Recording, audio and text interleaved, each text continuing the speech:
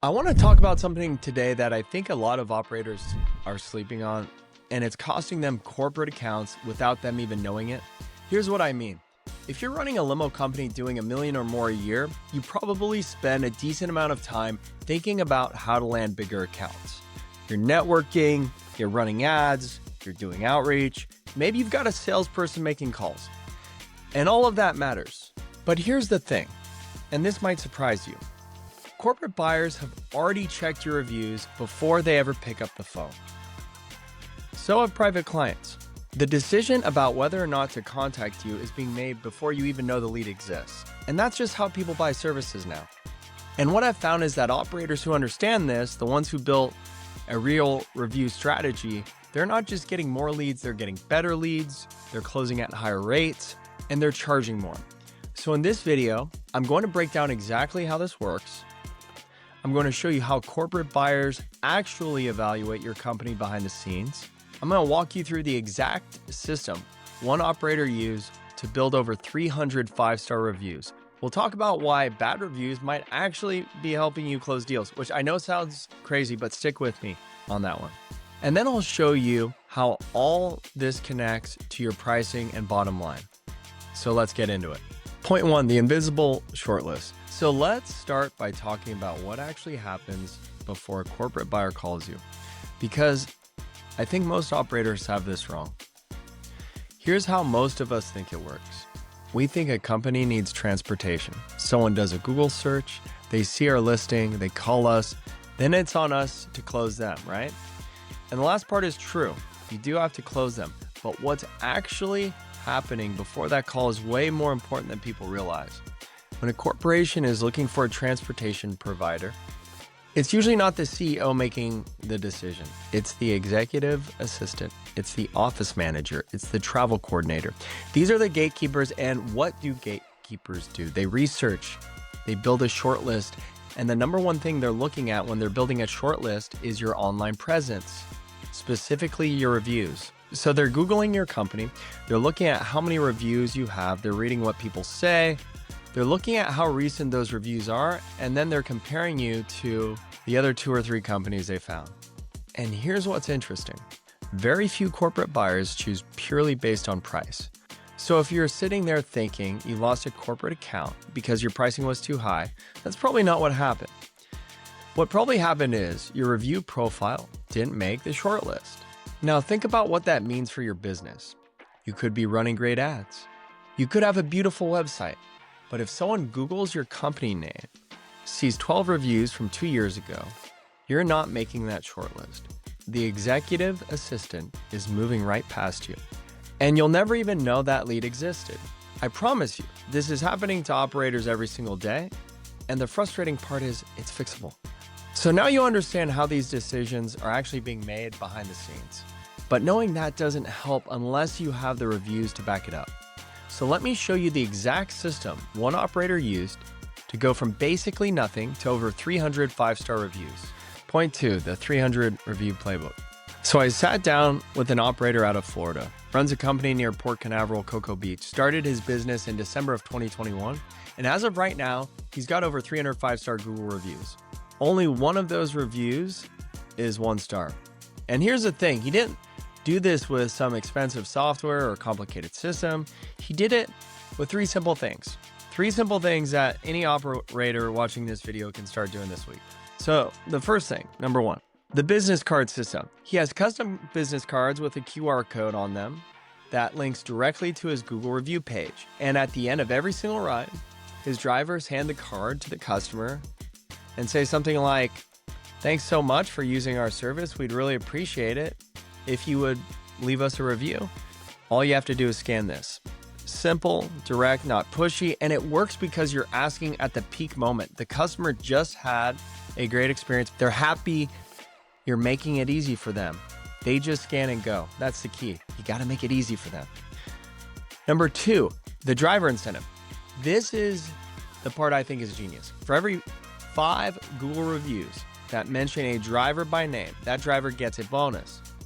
So now his drivers aren't just providing great service, they're motivated to hand out those cards and ask for reviews because there's something in it for them. And he actually puts the driver's name on the bottom of the business cards, so the customer knows who to mention, and the driver knows it's tied to their performance. That's how you get the whole team bought into this. Number 3, the automated follow-up. After every completed trip, an automated message goes out to the customer with a direct link to leave a Google review. He also includes a link to TripAdvisor with a note that says, P.S. it can be the same review. So now he's getting coverage on multiple review platforms. And by the way, that's a text message he's sending out. And here's what happened as a result. He's not just getting reviews, he's getting calls from Royal Caribbean cruise ships. He's getting inquiries from private jet brokers. Local media has featured his company. His Google business profile alone is generating thousands of dollars a month in free leads, because if you had to pay for that same call volume through Google Ads, that's what it would cost you. And what I found is that the most important thing isn't just the total number, it's the recency. When a corporate buyer or an executive assistant looks at your profile and sees reviews from yesterday, from last week, from 2 weeks ago, that signals an active, thriving business. If your most recent review was from 4 months ago, that raises questions. So it's not just about getting to 300 or any arbitrary number. It's about building a system that produces consistent, recent reviews every single week. One word this operator used to describe what made all of this work: consistency.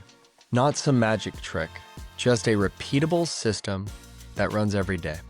Now, building up hundreds of 5-star reviews is huge, but here's the thing most operators don't realize. It's not just your good reviews that are closing deals. Point 3, the negative review play. So this might sound a little counterintuitive, but bad reviews can actually help you win corporate business. And here's why.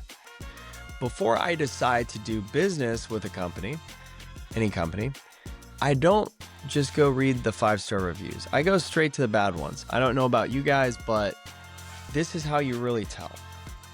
I'm not the only one who does this. Corporate buyers do this exact same thing. What they're looking for isn't whether or not you have a perfect record. They know that's unrealistic. Any company that's been in business for more than a year and does real volume is going to have a couple of bad reviews. That's just the reality of dealing with the public. What they're actually evaluating is how you handle it.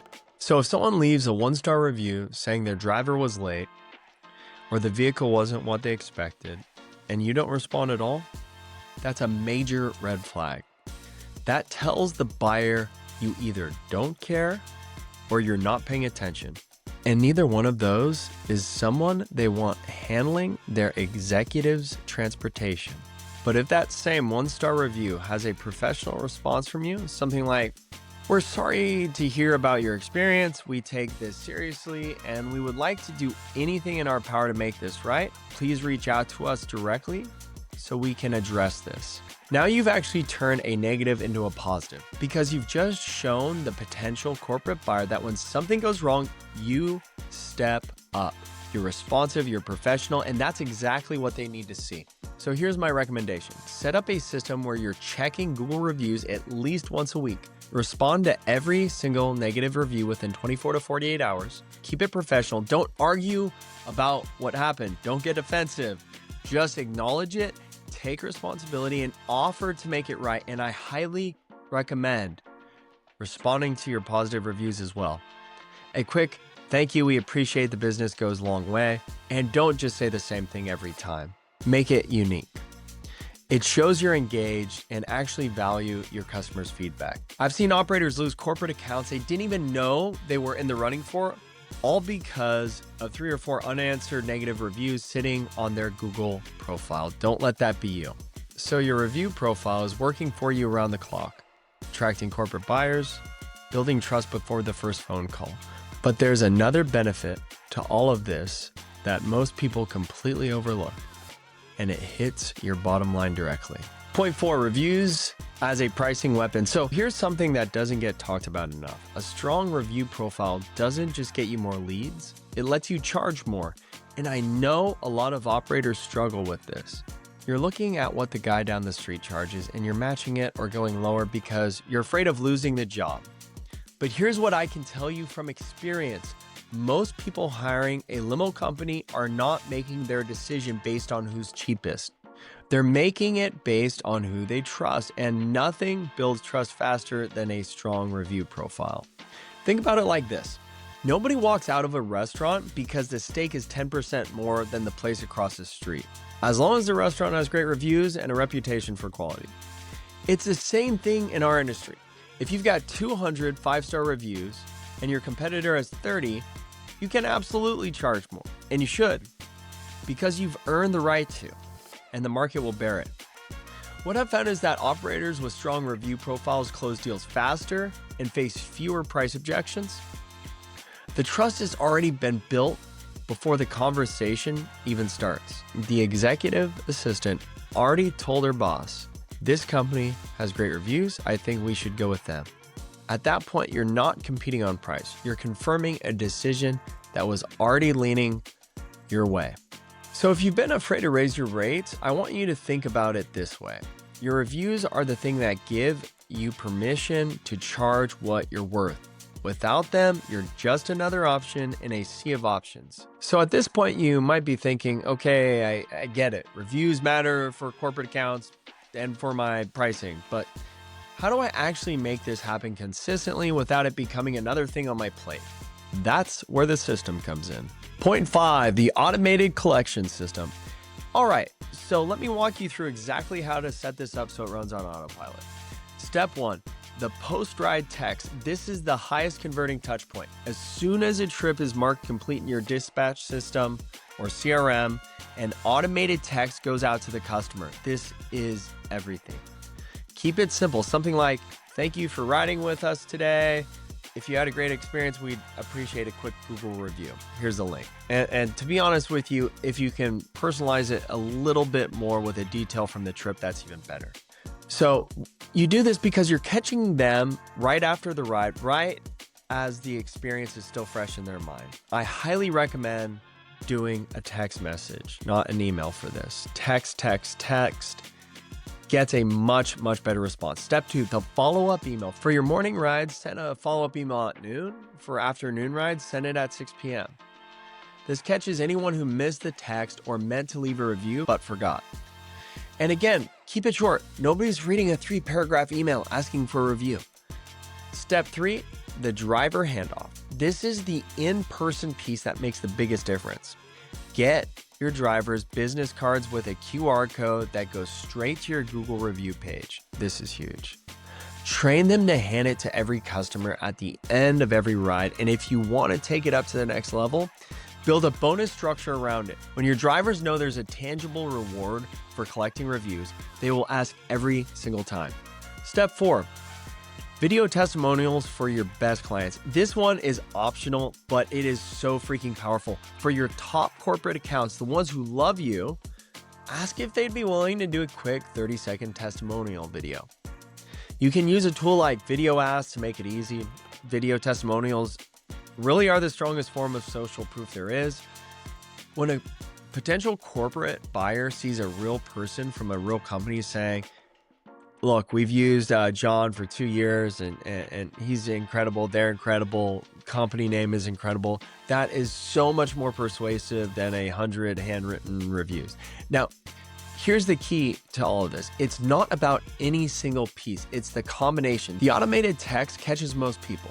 The email gets the stragglers. The driver handoff adds the personal touch, and the video testimonials give you the premium content for your website or landing page. Once the system is running, you should be collecting new reviews every single week without thinking about it. Honestly, if you're a larger operator, you should be getting them every day. And one more thing on placement, make sure you're putting your reviews on your website near your call to action buttons. I see this wrong all the time. Reviews at the bottom of the website. If you have a get a quote button, put the reviews next to that. People want to see confirmation that your company is legitimate before they fill out the form. Without social proof near those conversion points, you're leaving conversions, which is leads, on the table. Add reviews, add a few badges, Better Business Bureau, Wedding Wire, whatever, the Knot, and you'll see a meaningful jump in conversions. That's leads. That's a real difference just from showing people what others already know about you. Look, if you're watching this thinking your review profile needs work or you want help getting these systems set up the right way, that's actually one of the many things we help our clients with. I'll drop a link in the description below if you'd like to learn how you can work with us. So let's recap what we covered. Your reviews are your silent sales team. They're working 24/7, 365. Corporate buyers are checking them before they ever contact you. Executive assistants are using them to build a shortlist, and if your profile is weak, you're not on it. We looked at how one operator built over 300 5-star reviews with a simple 3-part system: QR code business cards, driver incentives, and automated follow-ups. We talked about how responding to negative reviews professionally actually wins you business instead of losing it. We covered why a strong review profile gives you the ability to charge more than your competitors, and we walked through the exact automated system to collect reviews consistently without eating up your time. Here's what I want you to take away from this. If you're spending money on ads, if you're investing in your website, if you're networking and doing outreach to land corporate accounts and you don't have a review strategy locked in, you're leaving money on the table, because all of those efforts are being filtered through your review profile before they ever turn into a phone call. So get this dialed in. I promise you, it will make a difference. If you found this valuable, please subscribe to the channel, give it a thumbs up, and let me know in the comments, how many Google reviews does your company have right now? I'm curious. I'll see you on the next video.